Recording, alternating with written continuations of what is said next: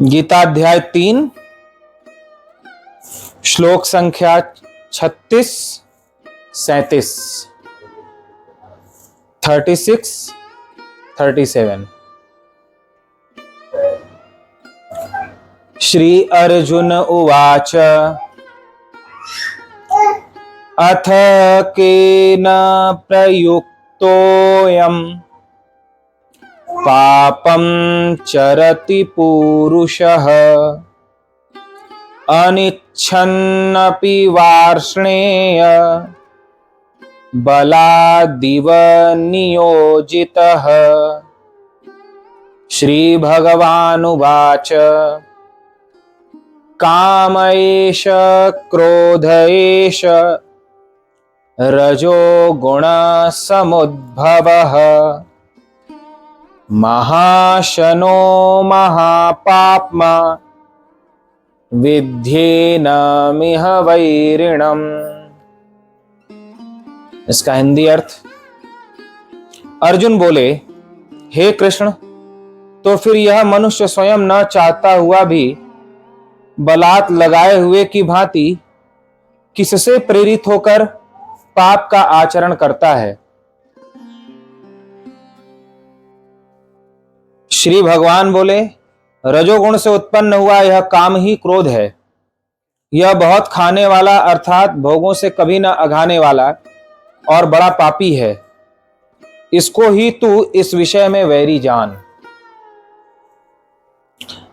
अर्जुन का प्रश्न और भगवान श्री कृष्ण का उत्तर। कल के प्रसंग में हम लोगों ने सुना, भगवान कहते हैं स्वधर्मे निधनम श्रेयः परधर्मो भयावह। अपने धर्म में मर जाना भी श्रेयस्कर है, पर धर्म भय को देने वाला है। परम पूज्य दादा गुरु श्री गीता घाट के बाबा जी कहा करते थे, रावण सीता जी का अपहरण करने में तभी सफल हुआ जब उन्होंने लक्ष्मण रेखा का उल्लंघन किया। यदि सीता जी लक्ष्मण रेखा का उल्लंघन नहीं करती तो रावण उनका हरण करने में सफल नहीं हो पाता। हम लोगों की शांति ही सीता है, मर्यादा ही लक्ष्मण रेखा है। जब कोई धर्म की, मर्यादा की रेखा का उल्लंघन करता है, यानी जिसका जो धर्म निर्धारित किया गया है, जिसके लिए समाज में, शास्त्र में जो मर्यादा बनाई गई है, कामनाओं के वशीभूत जब उस धर्म की, मर्यादा की रेखा का उच्छेद करता है, तब पाप रूपी रावण उसके शांति रूपी सीता का अपहरण कर लेता है। यानी हमारे जीवन में अशांति तभी आती है या हमारी शांति को पाप तभी चुराता है जबकि हम धर्म की, मर्यादा की रेखा का उल्लंघन करते हैं। भगवान ने कहा, स्वधर्मे निधनम श्रेयः। स्वधर्म का आचरण करने में मर जाना भी श्रेयस्कर है, लेकिन परधर्मो भयावह। परधर्म सदा भय को देने वाला है। स्वधर्म का दो अर्थ बताया था, एक आध्यात्मिक दृष्टि से और दूसरा व्यवहारिक दृष्टि से।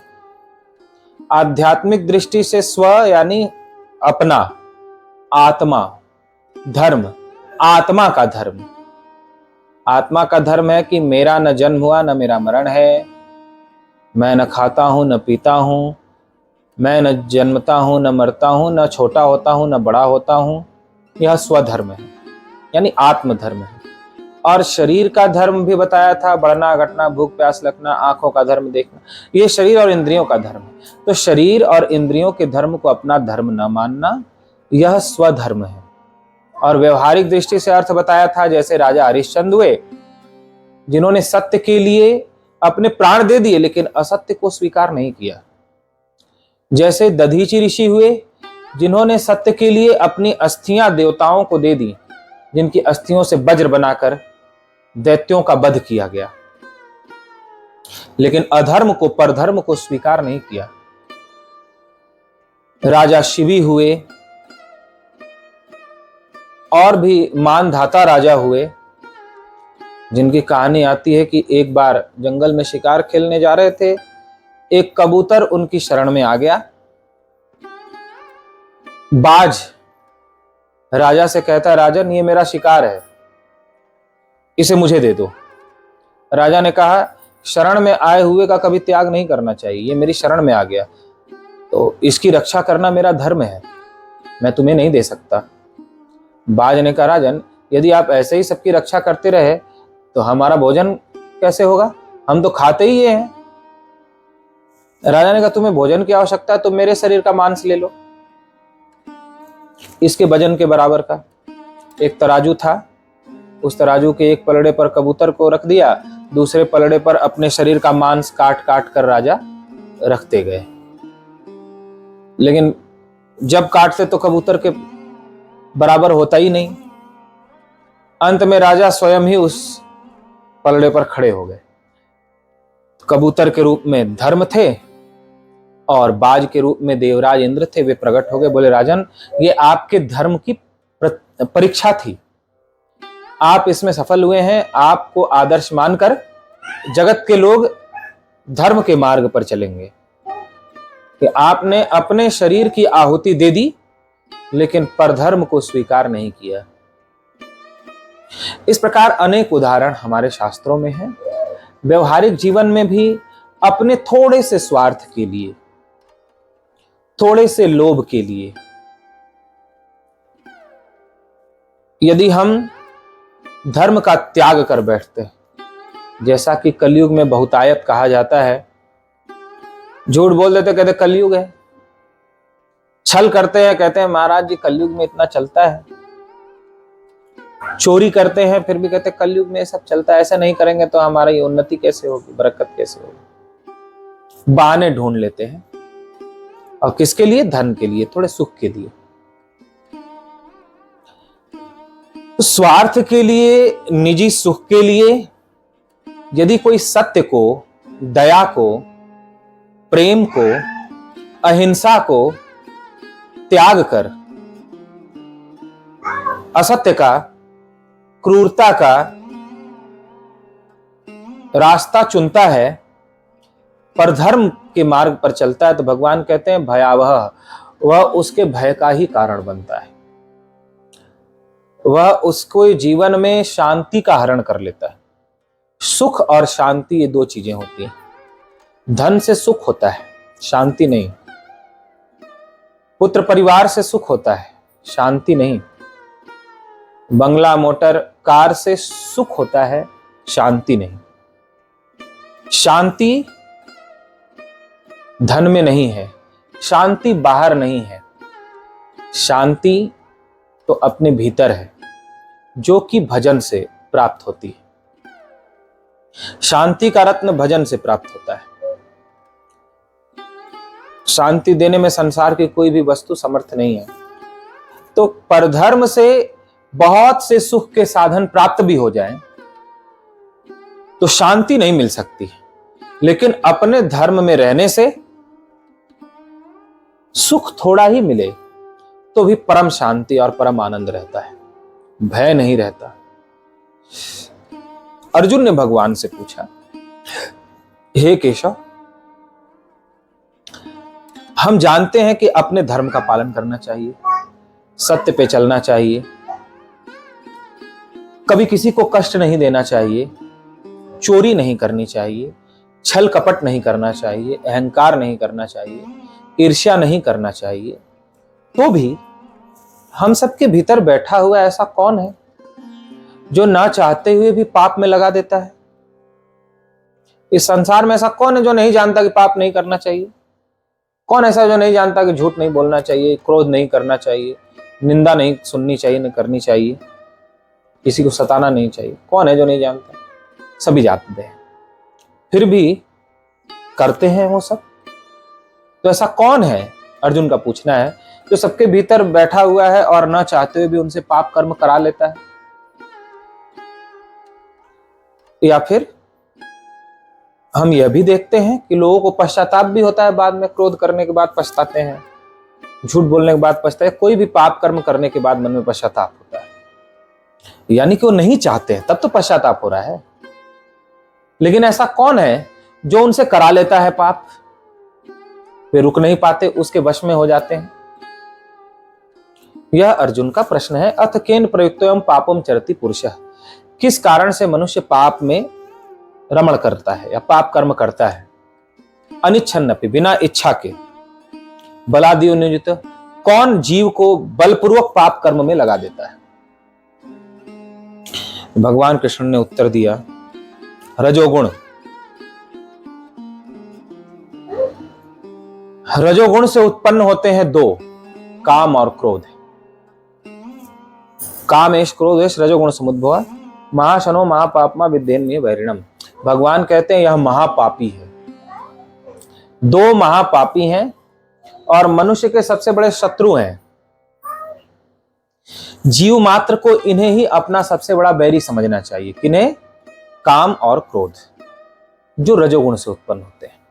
ये ही मनुष्य को पाप कर्म में प्रवृत्त करते हैं, बलपूर्वक उन्हें पाप में लगा देते हैं। काम का तात्पर्य कामनाओं से, जैसे संसार के किसी भी सुख को प्राप्त करने की इच्छा, यह काम कहलाती। जब वह इच्छा पूरी नहीं होती या उसमें कोई बाधा डालता तो क्रोध उत्पन्न होता है। तथा इंद्रियों के भीतर सुख भोगने वाला रजोगुण है। आंखों से देखने में जो आनंद आता है किसी दृश्य को, उस दृश्य का भोग जो करता है वो रजोगुण है। सांसारिक चर्चाओं को, अश्लील अभद्र चर्चाओं को सुनने में जिसे रस मिलता है वो रजोगुण है। बहुत चटपटा राजसी तामसी खाने में जिसको रस मिलता है वह रजोगुण है। वह एक तरह का राक्षस है। भगवान कहते हैं वह महापापी है, पेटू है। उसका पेट कभी नहीं भरता। जैसे आंखों का सुंदर दृश्य देखने से कभी पेट नहीं भरता, कानों का अपनी प्रशंसा या किसी दूसरे की निंदा सुनने से या संसार की व्यर्थ की चर्चा सुनने से कभी पेट नहीं भरता। जब से जन्म हुआ है तब से कितने हम रूप देखते आ रहे हैं, अच्छी जगहों पर घूमते आ रहे हैं, अच्छी पिक्चरें देखते आ रहे हैं, लेकिन आज तक पेट भरा क्या आंख में रहने वाले रजोगुण का? कितनी भी हम प्रशंसा या बहुत सारी चर्चाएं सुनते आ रहे हैं, क्या आज तक पेट भरा कान में रहने वाले रजोगुण का? हमने एक से एक व्यंजन पकवान हर तरह के खाए और रोज खा रहे हैं, खाने के लिए ही जी रहे हैं, लेकिन आज तक जीवा में बैठे हुए रजोगुण का पेट भरा क्या? आज तक ये तृप्त हुए क्या? इतनी उम्र हो गई, नहीं हुए। तो भगवान कहते हैं बहुत बड़ा पेटू है जो सबके भीतर रजोगुण बैठा हुआ है। रजोगुण का तात्पर्य जो इनका भोग करने वाला है, संस्कार है, सांसारिक रूप का, सांसारिक भोगों का, इंद्रियों के माध्यम से, आंख कान नाक चित्त त्वचा के माध्यम से भोग करने वाला जो संस्कार है वह रजोगुण है, वह महापेटू है।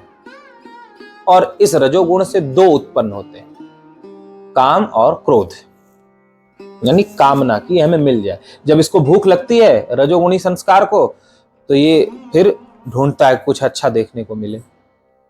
जब भीतर के रजोगुणी संस्कार को भूख लगती है तो फिर कुछ सुनने को मिले, कुछ खाने को मिले, कुछ विषय भोग करने को मिले।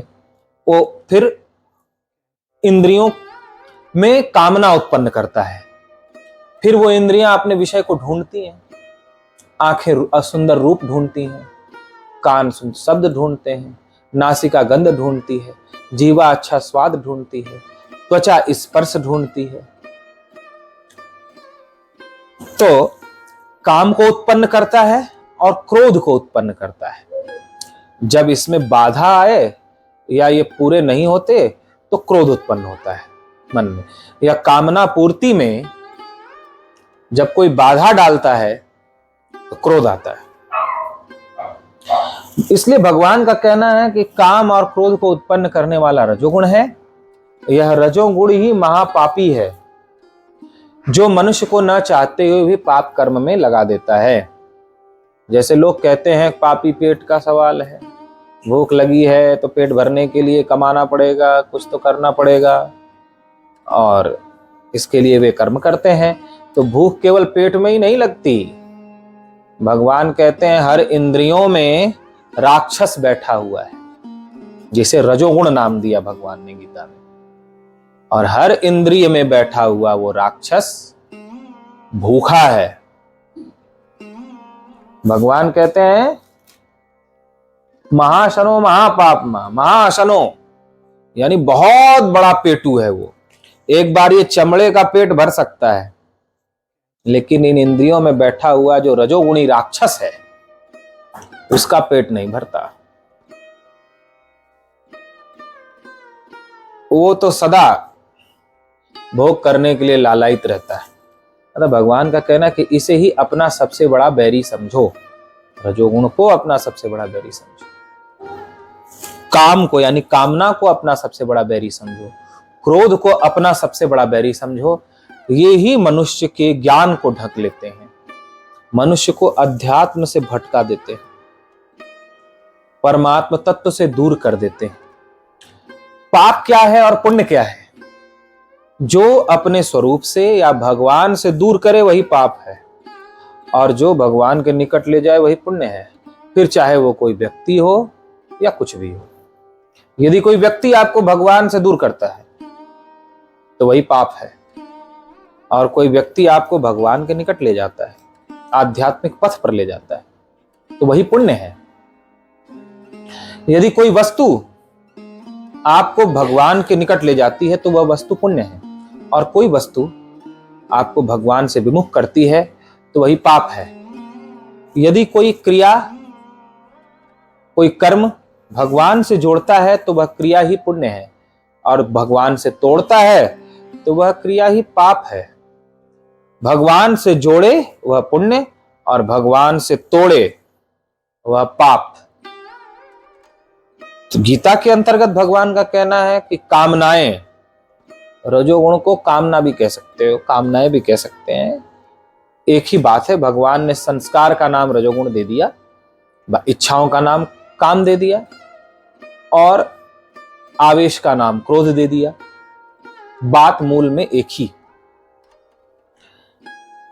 समझाने के लिए ऐसी बात भगवान ने कही। तो हमारे भीतर की जो कामनाएं, इच्छाएं हैं, वे ही भगवान या अध्यात्म से हमें दूर रखती हैं। जिसके भीतर जितनी अधिक इच्छा है वह उतना ही भगवान से दूर रहता है, और जिसकी इच्छाएं नहीं है वह भगवान के उतने ही निकट रहता है। सांसारिक भोगों की यानी इंद्रियों के जो सुख हैं, शब्द यानी अच्छा सुनने, स्पर्श रूप अच्छा देखना, रस अच्छा खाना और गंध, ये 5 विषय हैं। इनमें जिसको जितना लगाव है या इनको भोगने की जितनी कामना है वो उतना ही भगवान से दूर रहेगा। या भगवान की भक्ति में उसका मन नहीं लगेगा, भगवान से उसकी निकटता नहीं होगी, अध्यात्म पथ पे चलना उसे अच्छा नहीं लगेगा, मन ही नहीं लगेगा भगवान के मार्ग पर चलने में, आध्यात्मिक पथ पे चलने में। और जिसकी इन विषयों के भोग की कामनाएं जितनी नष्ट होती जाती हैं, अध्यात्म की तरफ उसकी गति बढ़ती जाती है, भगवान से निकटता उसकी बढ़ती जाती है। तो भगवान से विमुख करने वाला काम यानी कामनाएं ही हैं।